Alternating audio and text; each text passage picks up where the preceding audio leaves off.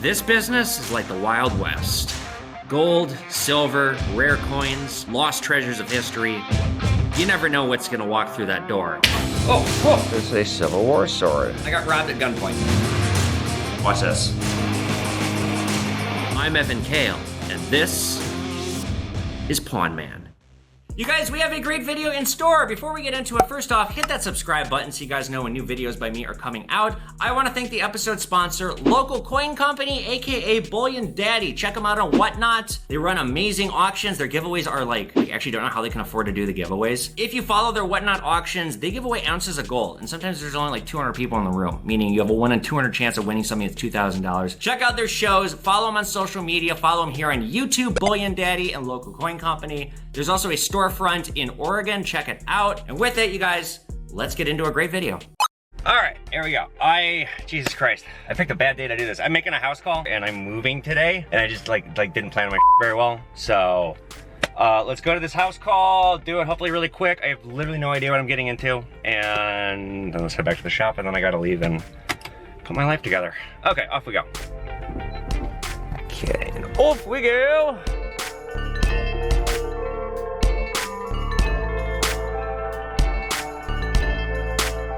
All right, we are pulling up just another block. Sorry I'm late. I thought it was 1:30. No worries, bro. I just got back into town. Holy sh**. Holy sh**. You weren't kidding. God damn, all right. Some old kids' toys, and you guys have said this so many times. Every time you get a Happy Meal or whatever, keep the toy. It pays for the meal over 20 years, always. Now, you guys, I'm not buying this stuff. I'm buying this stuff because I'm here. But don't message me with this stuff because this is exactly the kind of stuff I'm trying to cut out. But I'll buy this stuff. We're gonna do 40 bucks in this whole pile here. So let's put this right here. The card on the hat, Vestazer. Oh boy, I could sure make use of this. In my store, it'll make a nice display. Why would you think I was gonna do that? Big Kiss pile. You like Kiss? It's my dad's. Okay. I've never really been into Kiss. It's like, I don't get it. Yeah, I honestly kind of don't either. Like, they're good musicians. They're just like... No, they're not. Not my type. Tell me your price. What do you want for the stuff? It's like $250. Yeah, that sounds fair to me. Okay, $250 is cool. All right, so it took about an hour. We're gonna add up a price and get the stuff out of here, and we'll go back to the shop and kind of go over it. All right, so we're back at the store. Let's go over all the stuff that we bought really quick. I'll kind of give you guys an idea for what I think I'm gonna come out with here. So I spent $1,100. It was $1,085, but I really like the guy, so I just rounded it up. But for $1,085, all this stuff. Now, you guys, I am scaling back buying this stuff. I actually don't want to be buying this stuff. It's just, there's money to be made here, and sure, why not for all this stuff? Great content anyway. So, some Star Wars. I think I paid $5 each on these. Tons of old Kiss stuff. We'll talk a little bit about Kiss in a minute here. Like Kiss collectibles, a ukulele, some Kohan shoes, which I don't buy shoes, but for these and these boots, I paid, I think, $275 for 3 pairs, and these are like $400 each new. So, I'll be able to get my money out on that. Some old video game consoles. Each of these, I think I paid $250 for all of them. I got this, all these games. I got this, Game Boy Color. All the game systems work, an old Atari, an NES Advantage. Some Hot Wheels, which we'll be talking about in the monologue, and I have not looked these up yet. Some of these could be really expensive. Because as I found out in a recent video, somebody dropped off their Hot Wheels collection, and I'm like, this is trash. And then I was like, oh, there's like $5 grand here. So we'll see on the Hot Wheels. I gotta do some research. Tony Hawk I overpaid on just because I overpaid on a few things because he wanted to get rid of this stuff. This is worth like 20 bucks. I paid 10. But like I said, just lots and lots and lots of Kiss stuff, some Dr. Seuss stuff. Pro tip for everyone, go to Burger King, McDonald's, whatever, you get your kids' meal, keep the toy. Keep it in the bag like this. Over 20 years, this will always pay for the food. You just gotta keep a little piece of plastic for 20 years. But the winner here, all this stuff, actually we're gonna talk about Furby a little bit too, is this ukulele. This is a Martin & Company 1950s ukulele. I paid 50 bucks. I saw examples online for hundreds. I saw a couple for like $1,000. I don't know what I'll get, it's out of tune, but I will definitely get more than 50. So this is the winning item. Oh, and then I got this little vintage Disney backpack too. This is worth like 80 bucks. 1,100 in, oh God, I bet I'll double my money at least on this stuff. So house calls are fun. I just know you guys, like going forward, I don't want to be buying this kind of stuff. I did it today because it was good content. I knew the price was going to be right. I like the guy. He's moving. He wants to get rid of this stuff, but I am going to be tightening my belt and buying this stuff. So we'll see how we do. All right, since I got all this Kiss stuff, let's talk about the rock band Kiss. One of the greatest rock bands of all time. I personally, I'm not really a fan of them, but I totally respect what they do, what they have built, this empire of music that they have created, this following, this legacy onto pop culture that will definitely never go away unless they get canceled. Kiss is known for their crazy shows, their provocativity, their pyrotechnics, their face paint. They were unlike any other music act when they first formed in New York in 1973. Now, they did not get popular for a few years. They struggled 73, 74, but 75, things started to turn around for them. People started to notice this band was unlike anything else, and they put on a fucking hell of a show. Like I said, I don't really like Kiss. I would totally go to a Kiss show. It sounds like fun. So the members include Gene Simmons, aka The Demon. Simmons does the bass and vocals. Paul Stanley, who does rhythm guitar and vocals, aka The Star Child. Ace Frehley, lead guitar and vocals, aka the Spaceman or Space Ace. And then Peter Criss, again on vocals. I guess they all do vocals. And he's on the drums. And they call him the Cat Man. So in 1975, like I said, things turned around with the release of their album, Alive. Following this, they had a string of platinum-selling albums like Destroyer and Rock and Roll Over. In the 80s and the 90s, two of the band members departed. They came back, they experimented with not wearing makeup, then they went back to makeup, and they continued to tour in the 2000s and 2010s. I don't know how much they tour these days because they're getting pretty old, but their legacy has never gone away. They're still wildly popular. Like I said, they're one of the greatest rock bands of all time. They've sold over 100 million albums since their inception. That's a lot of money. They've also faced some criticism. Some people say their music is too simplistic, it's boring, it's not original. The band has also had conflicts amongst the members, as any rock band does. Drugs, girls, sex, it tends to make things a little hairy. They had a farewell tour in 2019, but they've had other farewell tours, and then they just kind of seem to keep getting back together. I think they'll probably do another one. Like, they're getting old and they've made a lot of money, but still. Yeah, it seems like they still like to play and they still like to f around and have fun. I'd love to hang with them. I bet they're fun to do drugs with. In short though, this band, they're larger than life. Their performances were so captivating. They just ignited this huge following that has never gone away. And so because of that, they're collectibles. There's a lot of money in them. There's a lot of different items and they're very sought after. Some of the items that I found included a pinball machine, early Kiss action figures, trading cards, masks, costumes, early memorabilia from the band, autographs, music posters, like tour posters. And most interestingly, there's a Kiss casket, which human piece of garbage who's in hell, Dimebag Joe, he's a fucking piece of he got shot at a concert, but he was an asshole. He wanted to be buried in a Kiss casket, and he was. So the stuff that I bought here, these range, I looked them up, some of these are like 20 bucks, some of them are more, some of them are like 50 bucks, but I paid $250 for a giant bin of this stuff, and I will at least triple my money. Kiss stuff, very hot, rock and roll all night, and have a really good time. All right, so up next, you guys might also remember I purchased a Furby. Furby, each sold separately, batteries not included. So let's talk about Furby. Now, I am a child of the 90s. I lost my goddamn mind over Beanie Babies, but this I never understood. I never understood the appeal. Why the f anybody would want to buy these? But these were a big deal in the 90s. So Furbies were first introduced by Tiger Electronics in 1998. These are robotic toys resembling a furry owl-like creature, and I guess that's how they got the name Furby. So Furbies, they had this ability to learn, and they could speak, and it was like called Furbish, and like the longer you talk to it or whatever, the more complicated it got, and the more it quote unquote learned, which for an item from 1998 sounds pretty impressive. And I think that was part of the novelty, was like, wow, what a great piece of technology. So these were marketed as domestic robots, and it was, like I said, just a smash hit. It was very clever marketing. It had sensors that allowed it to kind of figure out the environment around it in a way that was just totally unique. There was no product on the market that could do anything even close to that. I don't know how well it actually did that, because it's 90s technology. Take it from me,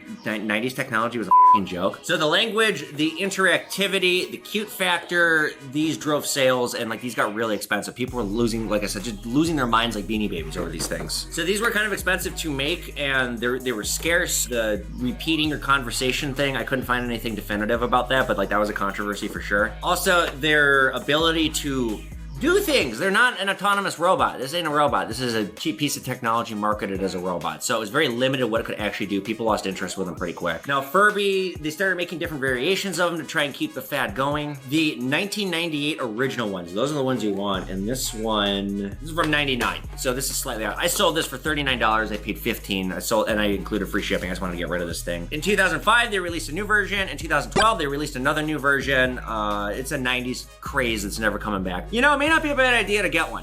You know, I always say hedge your money with collectibles. It's always, you know, if you can get for the right price, not a bad idea. I hope the person who bought this for me, get a 98 one, not a 99 one, but I hope the person who bought this for me keeps it in this original packaging. I would think it would go up. Yeah, this is just a really bizarre fad from the 90s, and I don't see these too often anymore. They do still have collectability.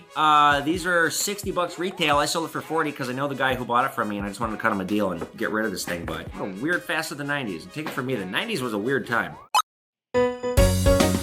He's a creepy old man in a windowless van who wants to babysit the con artist can. All right, let's see what treasures lying right today. Some of the stuff is what you saw the other day, sir. Okay, well, we got a price on that already. I've taken some of that out, so I'm honest. I'll be fair with you. Okay, so Snoopy, good old Minnesota. This has been me basically since April. Angry. Okay, There's Batman in there too. that was Batman, eh? Oh, that was New York, not Gotham, sorry. Boy, a lot of toys. You saw that the other day. Hi, boys. A couple of strong rescue fellers in here to pull my little pussy out of a tree. Too bad Pride Month is over. These guys would have fit right in. I know they're wearing assless chaps. You saw that. I saw this with all the stuff still in it. And then we have the deer statue. 25. Do a little bit better than that, dude. Let me take a gander and see if I can, but as Aaron, a first thought, I don't think I can. yeah, I want 40, Aaron. Well, I'm not gonna give you 40, I'll tell you that right now. 40's nuts. Aaron, isn't that Batman thing worth money? Isn't this worth a lot of money? No, it's out of the box. Once you take a toy out of the box, you've destroyed the value. Yeah, 20, I'm gonna hold at 25. That's where I wanna be at on this stuff. Can you do 35? I will do 28. And I'm drawing a line at 28. That's fine. Okay, cool. I know my bag back. Let me get you 28. 28, sir. This statue, I'll get 40 bucks on the statue. The rest of the is All right, I know everyone's tired of hearing about this, but I really need to emphasize this again. I am licking the butthole of burning out, like permanently burning out, or just crashing and f***ing burning. All my Patreon money, all the YouTube, Meta is the other platform that pays me. I'm generating about $600 a month. I'm spending well over $1,000 a month just on editing, not to mention the time and everything else. So I am begging you to please, if you like my content, $1, $1. I fucking need it so bad. I hate begging like this, but I really need help. Please, if you like this content, please, or this can't continue. Okay, I'll shut up now, but like, please help me.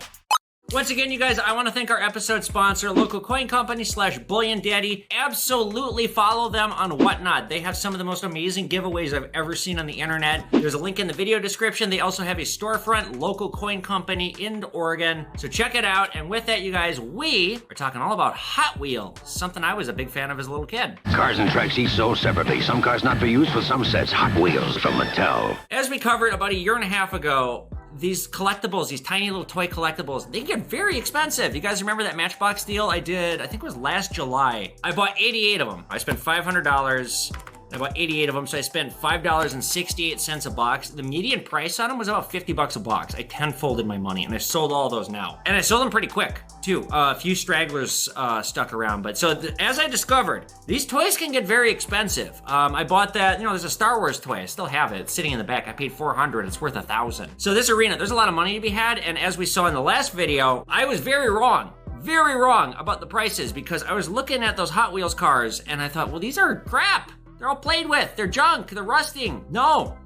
Each of them was like $200, $300, $400, $500. Holy hell, was I wrong? I've never been so wrong about a collectible as that. So as we covered with Matchbox, Hot Wheels were invented 15 years after the fact. Now again, go back and watch my episode on Matchbox cars. I'm not gonna get into all of it again. But Hot Wheels definitely exists because of Matchbox as an active competition. So Mattel bought both. They made Hot Wheels to compete with Matchbox, and then they ultimately ended up, again, as we covered in the episode, ended up buying Matchbox too. Quite a little empire there. Hot Wheels were invented by a man named Elliot Handler. He's the co-founder of Mattel Toys. Ever since their inception, Hot Wheels, the difference between them and Matchbox Hot Wheels are more based on like fantasy cars. Matchbox cars are based on real cars, specific make, model, versus these Hot Wheels cars. These are more like, imagine a Mad Max kind of car. Not like a real car, but it's, you know, sure, it's a car, it's fun. But it's not like, you know, a Ferrari 250 or something like is very specific. That's the difference there. They're made a little bit differently. Hot Wheels were more focused on actually playing with. Matchbox cars, the idea was more, look at this fun thing.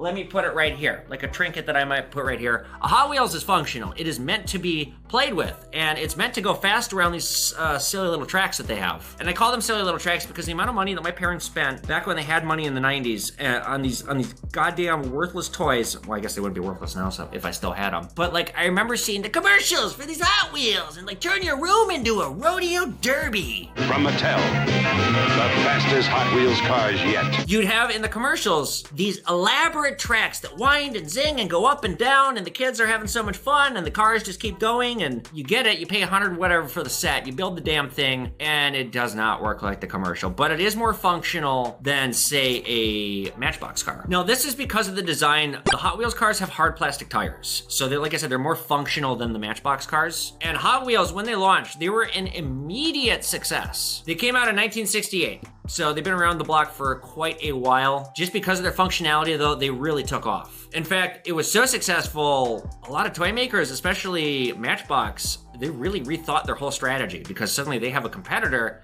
that people seem to like more. So if you're gonna be collecting these cars, obviously, as we've covered, there's quite a lot of money to be had. You want to look for errors and prototypes. A prototype anything is something you're going to want to have if you're a collector of a toy. It is the holy grail of any toy you can think of. When I was over at Pawn Stars the other week, somebody had an original Star Wars toy. Like before the movies even came out, it was a character that wasn't even in the movies. It was out of the box, but I'm looking at this thing and I'm drooling. I'm thinking like, let me buy that, please. I could tell right away that this is a no-brainer collector, something I really want to have and keep. So you want to be looking for errors, prototypes, or limited releases that either they didn't make very many of them or something that was like a mistake that didn't really get into the hands of the public. And unlike Matchbox, the most expensive Matchbox that I could find was about $15,000. Hot Wheels can go for six figures, seriously. Now Hot Wheels to this day, they still make them. They're pretty cheap. You can get them for, you know, a couple bucks, but some of these collector ones, like I said, you know, they can be hundreds of thousands of dollars. It's something that if you see it and you don't know and it's at a garage sale, take a chance.